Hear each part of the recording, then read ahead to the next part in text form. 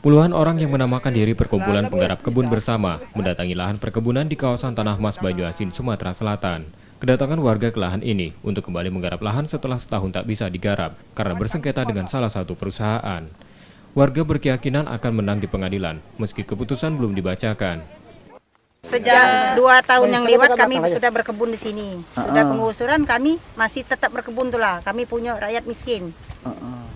Semenjak ini Boy, sudah ada keputusan pengadilan apa gimana? Pengadilan ini. Bahwa Semenjak ada keputusan pengadilan kami langsung nebas, langsung berkebun lagi kembali. Dukungan untuk warga diberikan kuasa hukumnya dengan menegaskan mereka memiliki bukti kepemilikan kuat dari lahan tersebut. Ya benar, kalau kemarin kami sudah menyerahkan bukti-bukti di Polsek, di pengadilan maupun di Lurah Tanah Mas.